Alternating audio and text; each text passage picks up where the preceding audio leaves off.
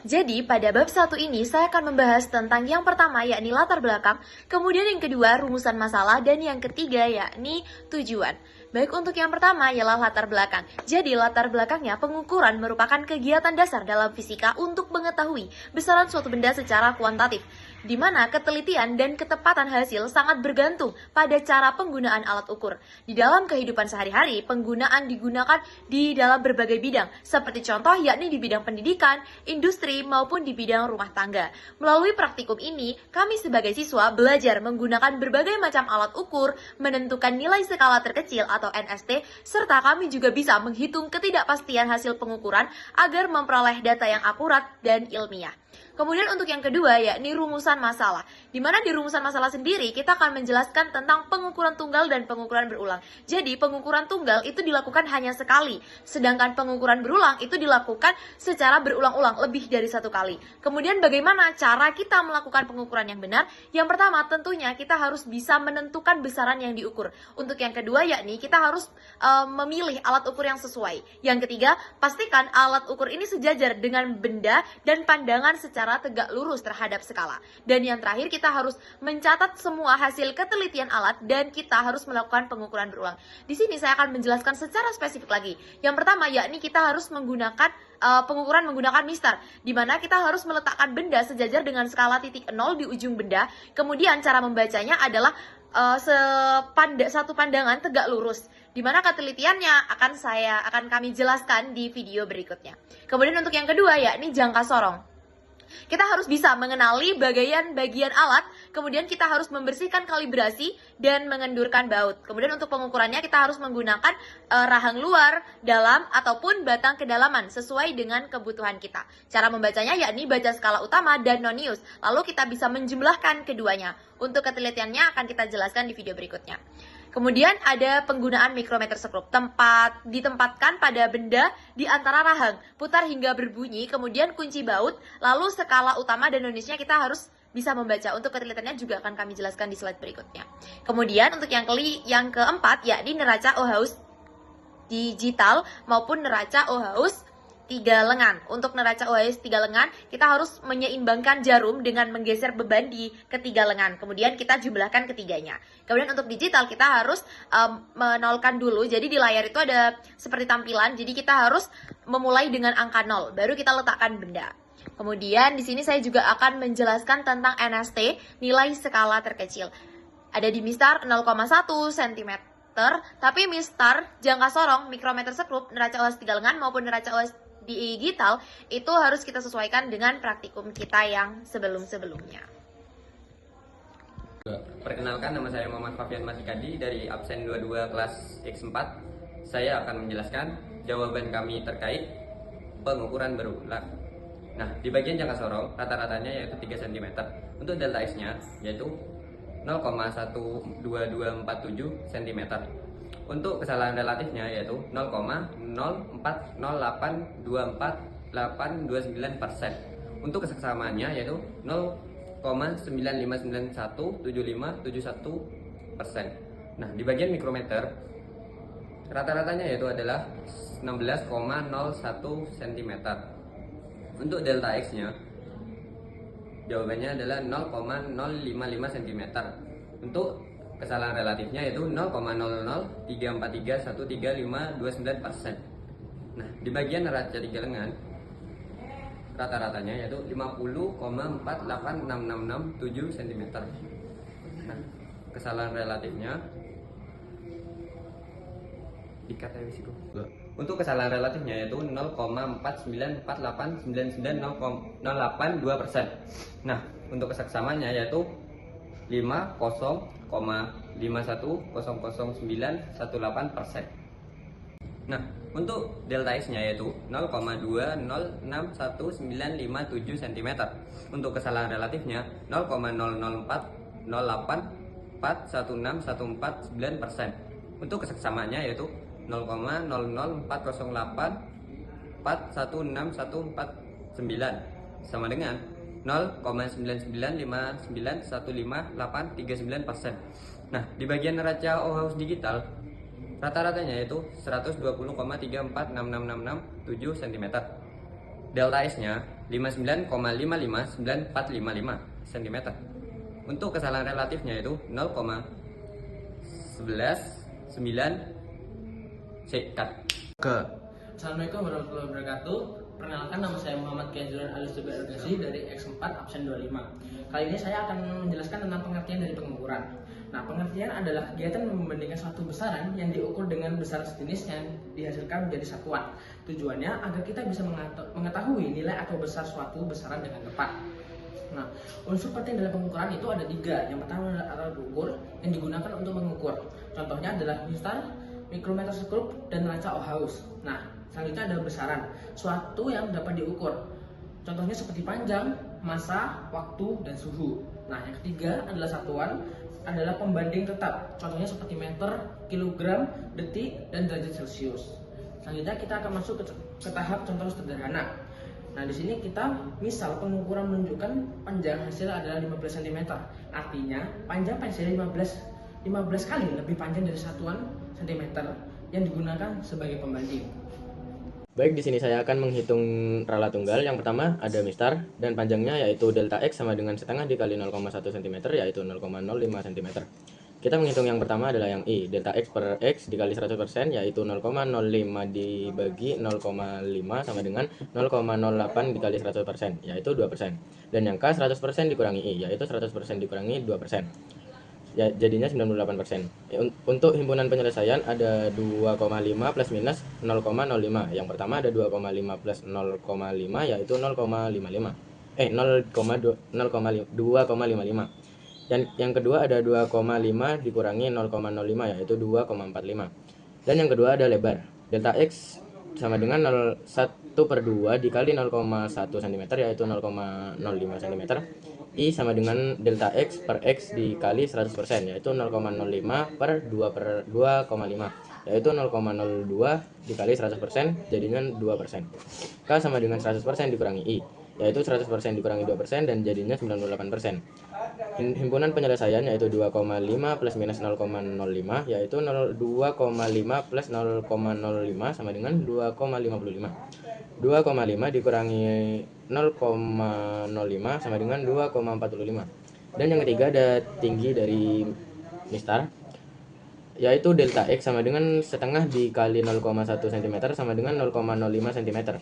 I sama dengan 0,05 per 7,7 dikali 100% yaitu 0,064935069%. K sama dengan 100% dikurangi I jadinya 0,9935069%. Himpunan penyelesaian yaitu 7,7 di plus minus 0,05. Yang pertama kita menghitung yang plus dulu, 7,7 plus 0,05 yaitu 7,75 cm. Yang kedua 7,7 dikurangi 0,05 sama dengan 7,65 cm. Yang kedua kita menghitung menggunakan jangka sorong. Bisa dimulai dari panjang yaitu delta X sama dengan setengah dikali 0,005 sama dengan 0,0025 cm. I sama dengan 0,0025 per 8,4 dikali 100% yaitu 0,0298%. K sama dengan 100% dikurangi I yaitu 0,999702%. Himpunan penyelesaiannya yaitu 8,4 plus minus 0,0025. Yang pertama 8,4 plus 0,0025 yaitu hasilnya 8,4025 cm. Dan yang kedua 8,4 dikurangi 0,0025 yaitu 8,3975 cm.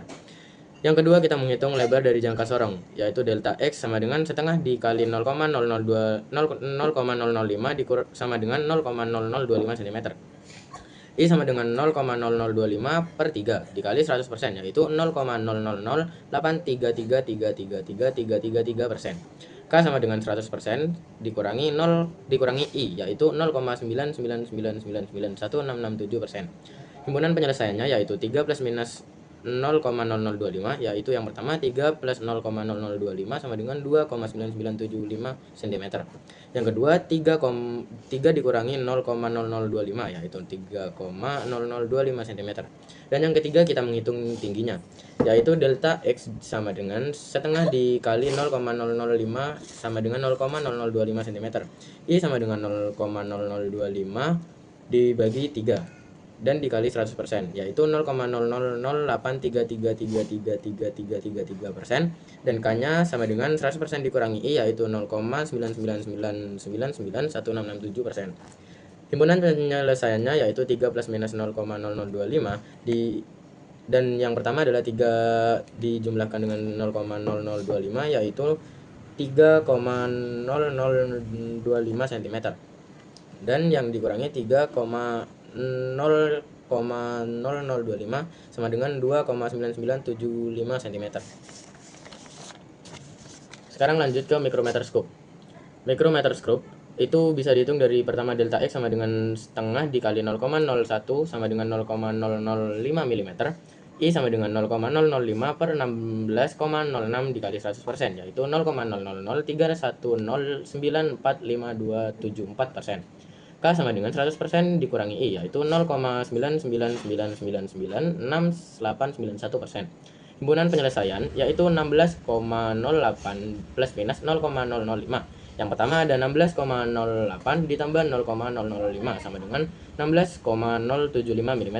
Yang kedua 16,08 dikurangi 0,005 sama dengan 16,085 mm. Yang keempat ada neraca Auhaus 3 lengan. Delta X sama dengan 101/2 dikali 0,1 yaitu 0,05 gram. I sama dengan 0,05 dibagi dengan 50,15 dikali 100%. Yaitu 0,000997008973%. K sama dengan 100% dikurangi I, yaitu hasilnya 0,099999903%. Himpunan penyelesaiannya adalah 50,15 plus minus 0,05 sama dengan yang pertama adalah 50,15 ditambah 0,05 yaitu hasilnya 50,2 gram.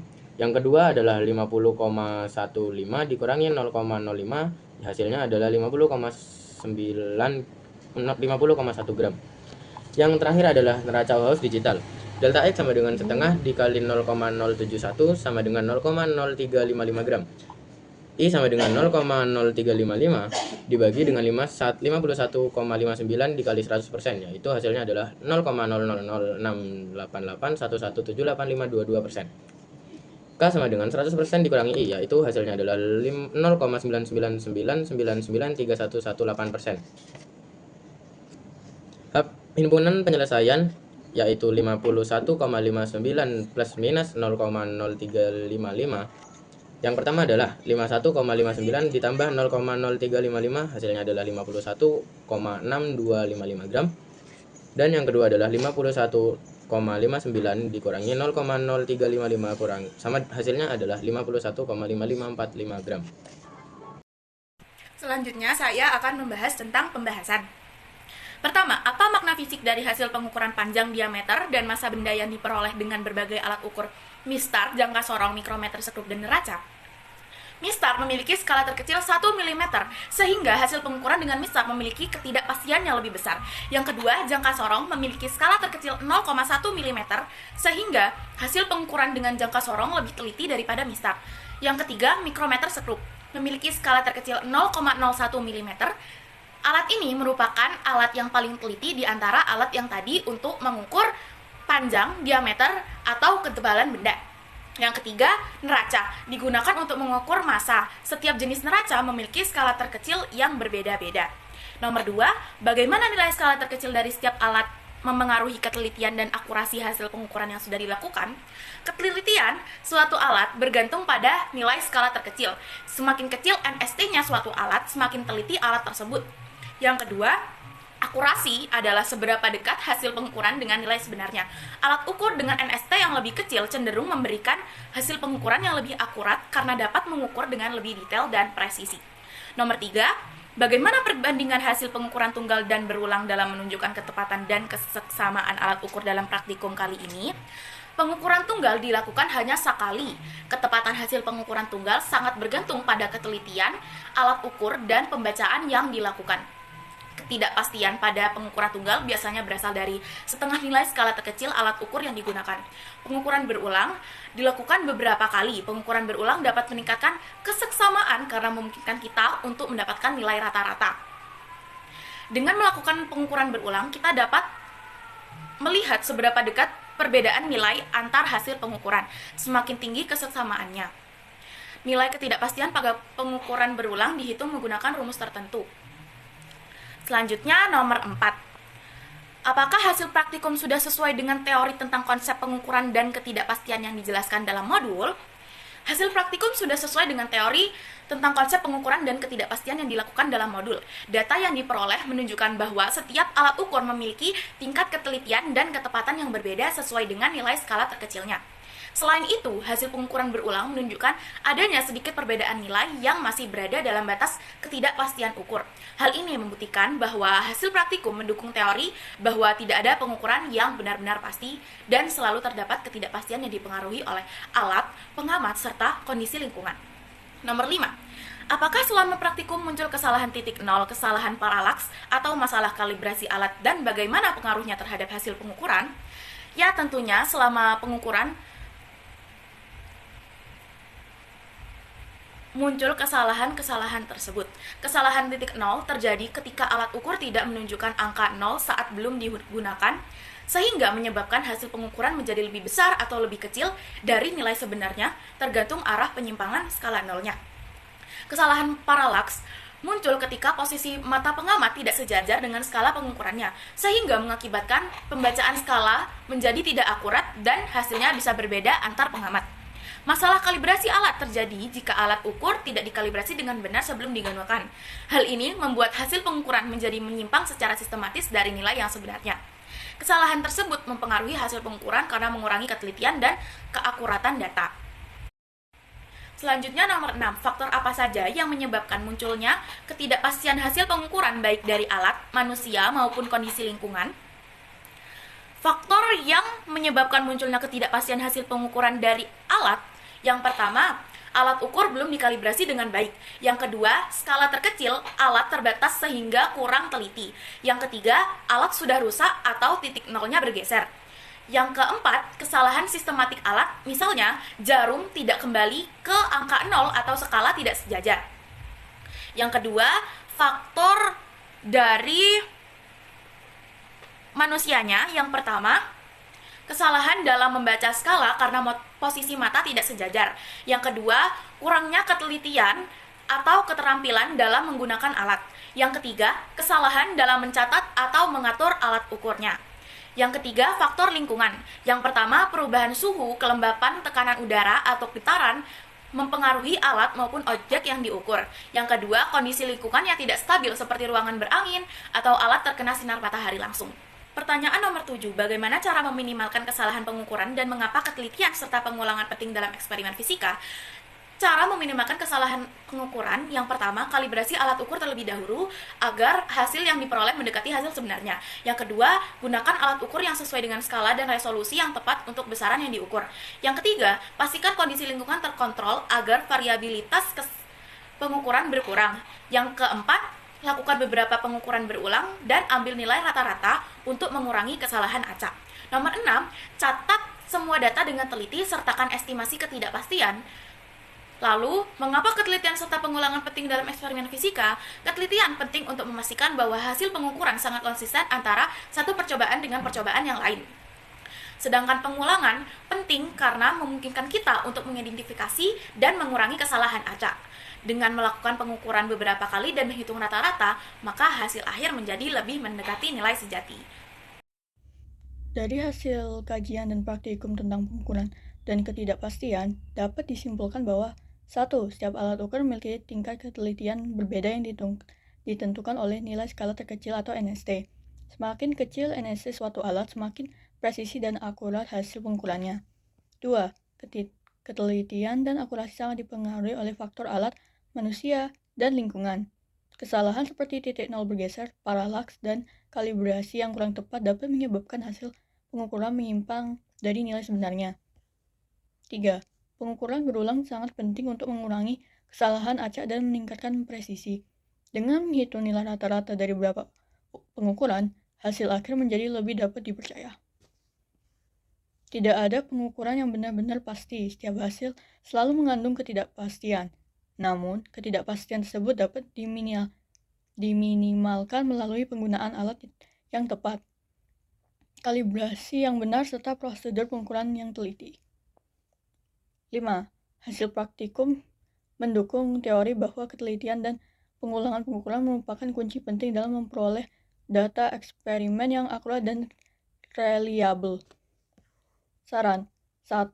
Lakukan kalibrasi alat ukur secara rutin sebelum digunakan agar hasil pengukuran mendekati nilai sebenarnya. 2. Gunakan alat ukur yang sesuai dengan besaran yang diukur dan tingkat ketelitian yang dibutuhkan. 3. Pastikan posisi mata senjata dengan skala untuk menghindari kesalahan pada saat membaca hasil. 4. Kontrol kondisi lingkungan seperti suhu dan kelembapan agar tidak mengaruhi alat maupun objek yang diukur.